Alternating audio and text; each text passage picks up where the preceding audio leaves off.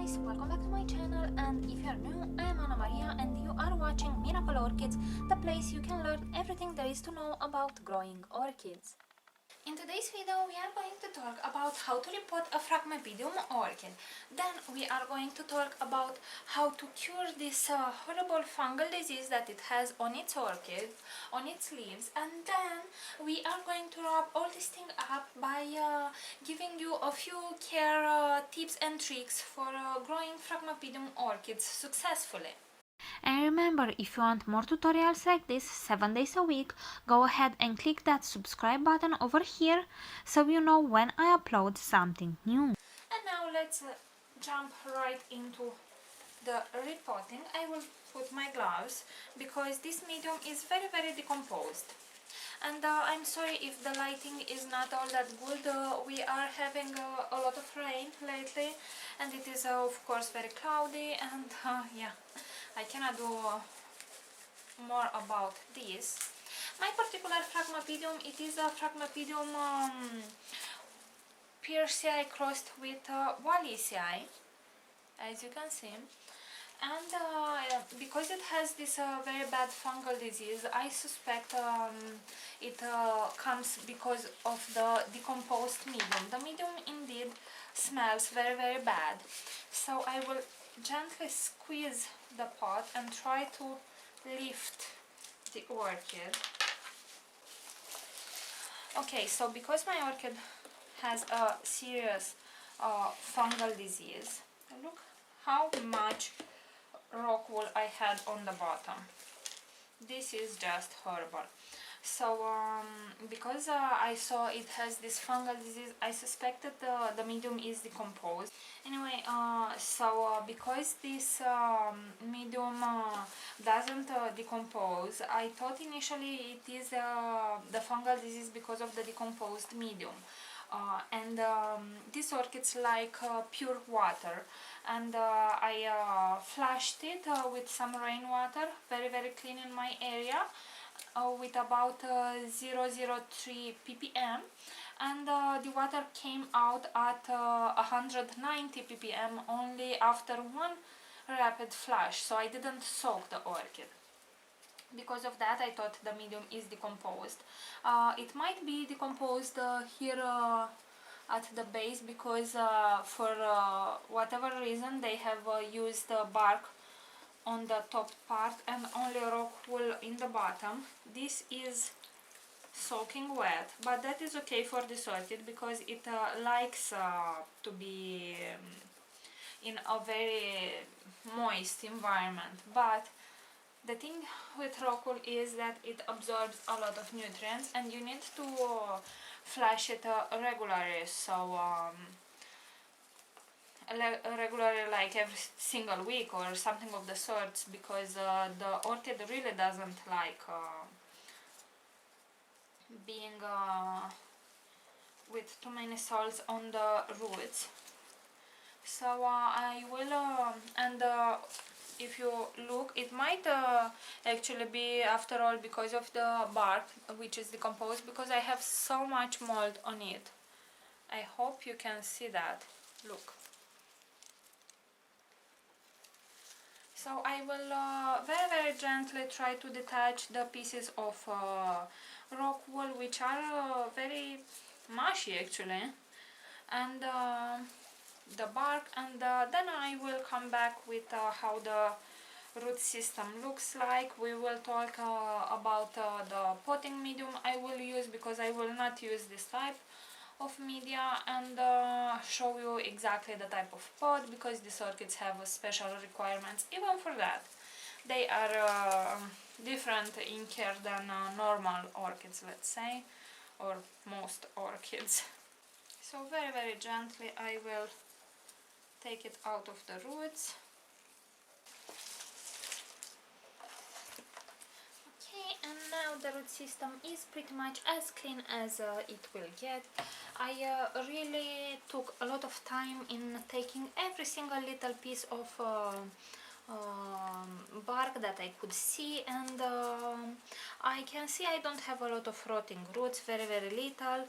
ones which I will cut in a moment. You can see they are mushy, the ones which are dead, and it is remaining the actual root behind, and the velamin is coming off. Those roots are of course dead, so I will clean those up. And other than that, I need to spray this orchid very well with hydrogen peroxide 3%, because I have seen this orchid had snails, and I want to kill every possible snail that might still be on the orchid, and any snail eggs. And also the hydrogen peroxide is a very good antifungal agent, so we are going to do that, and I will come back.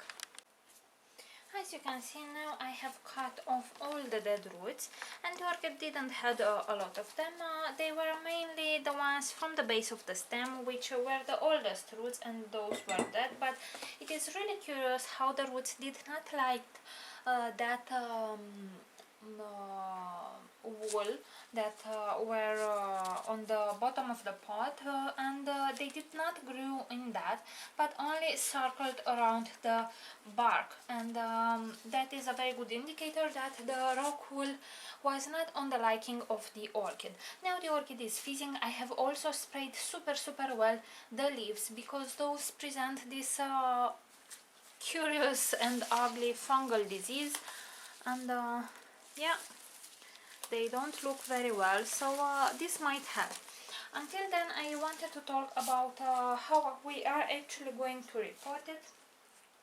So I will still keep this pot, but I will do it in a semi-hydro way. So I will use my preferred brand for leca beads, which is the one from Pocon, but the main thing it is that they are quite big in size, at least 8 millimeters, and they need to be round in shape, because that way they will keep a lot more air in between them. So now I'm going to find a sort of tray, let's say, but it will be pretty much a bowl, which I will keep with constant water. So the orchid pot will be filled with water on almost 10 centimeters of it, because as you can see, this pot is a very tall one, you see. So and this is because Phragmipedium roots like to grow in downwards and less to circle the pot, but in my particular case, because the medium from the bottom was not on its liking, it only circled, but usually they grow downwards, and they do need constant water to the base of the roots, so that is what I will do. But before that, I wanted to show to you, I will apply some fungicide and bactericide. This is called Champ. By the way, this one should not be applied ever on dendrobiums, because it is based on hydroxide copper, and that can kill dendrobium orchids, because for some reason they are very sensitive to copper. And I will now see exactly what is the concentration of this, but basically what I will do, it is to soak the entire plant, the roots and the leaves, in that solution for 1 hour. So I will basically put it something like this and keep the bloom away, and I will turn it around once every 10 to 15 minutes, and let it like that for 1 hour or maybe even 2, because I want to make sure this infection will not spread and will be actually killed. You will be worried, of course, because the orchid will get water trapped in between the new growths. What I will actually do, it is to put this orchid in a very ventilated location for a few days, so I make sure the new growths or the older fans will not rot. I'm not sure yet how or what is the concentration that I need to apply per liter, but I will check the website. Another thing that I will do, it is to actually spray the orchid leaves on the upper side and on the underside of the leaf with this sprayer. This is from Dr. Soil, and it is supposed to be a biospray for orchid leaves, which contains some extract from the tree from which you make soap, and some urea, which is better absorbed to the leaves. And you need to apply this once a week. This also contains silicone, which will strengthen up the cells of the plant, and it is very, very good. If you don't know where to find it, let me know and I will actually find it for you, depending on your zone. Another thing that I really want to use, it is some silicone liquid from Growth Technology. This is very good to use in water culture, in semi-hydro, and with any type of orchid. And this is supposed to assure vigorous growth, very healthy orchids, and to promote very good blooming. This is based on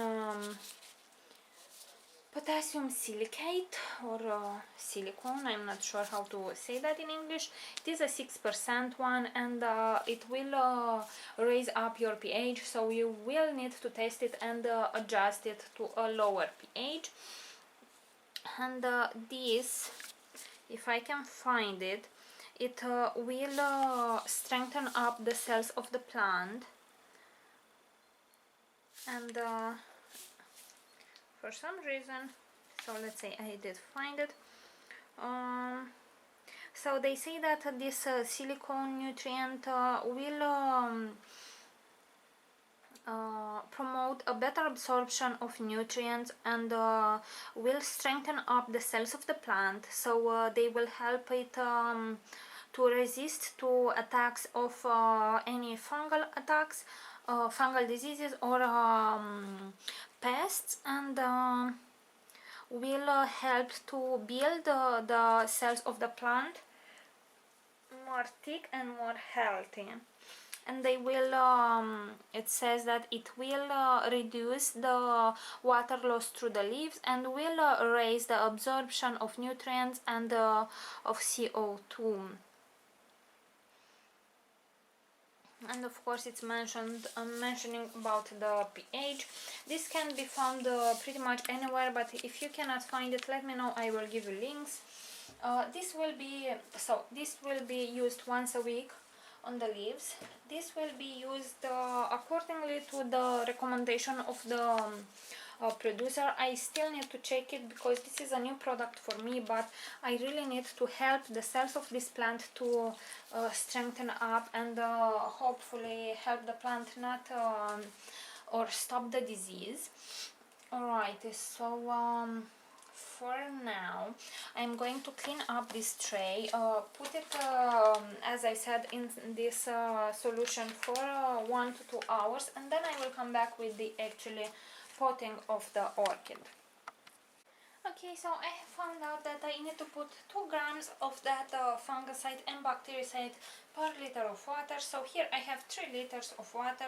Here I have mixed a bit of, or more actually 6 grams of that with a bit of water, and I will mix it very, very well in here. This is a cup which I only use with orchids, so no problem there. And this is a cover of the table, which I again only used when I am repotting orchids, so we are safe of any danger. Alrighty, now I am going to mix it very, very well in this water. And I will let the orchid sit for a bit of time in it, 1 to 2 hours.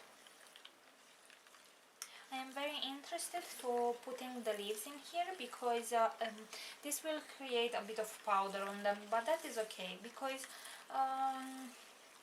this is effective on for a longer period of time, so I will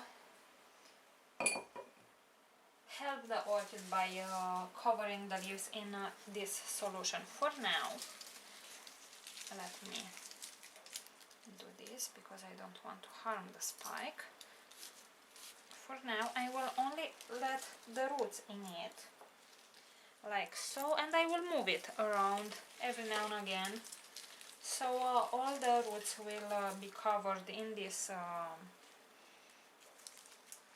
Actually, I will put it right now.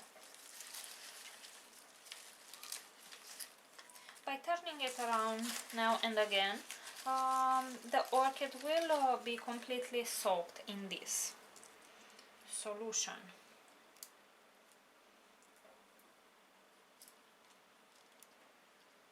I'm not sure if the flower spike will dry up or not. I will let it see.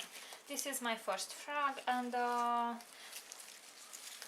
they are very sensitive, but they are also very hardy orchids if they are treated right. So I will let it like this, and I will turn it around a bit later in let's say 20 minutes.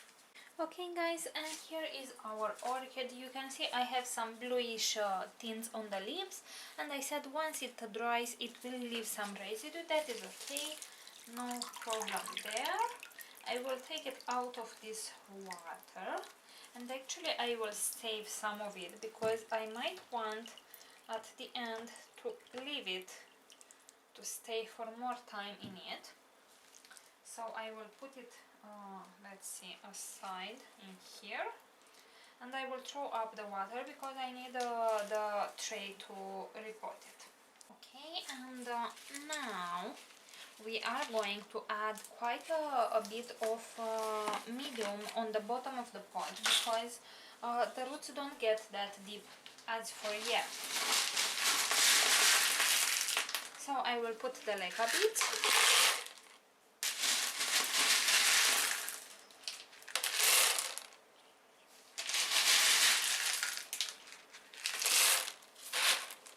I think this is enough. When you are working with this orchid, make sure you're keeping it by the base and you don't harm any new growths. I also saw some new growths on my particular one and also some brand new root tips, so I am sure the orchid will adjust well to it, to this new method of culture, let's say. It will be a bit harder to put the beads in between the roots because I have so many air gaps that can appear because we have so many roots. So I will work with extra care and I will fill up the entire pot.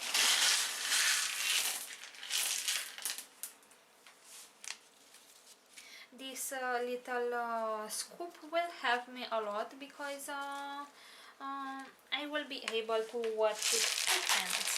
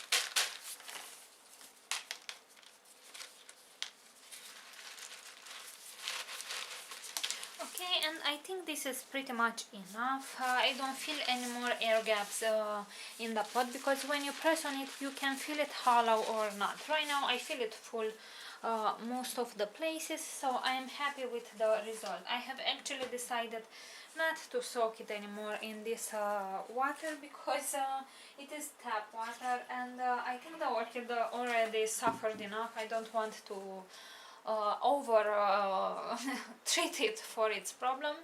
I have actually done yesterday Physan treatment on her leaves, and after that I have sprayed it with this sprayer, so I will not use it for the next week.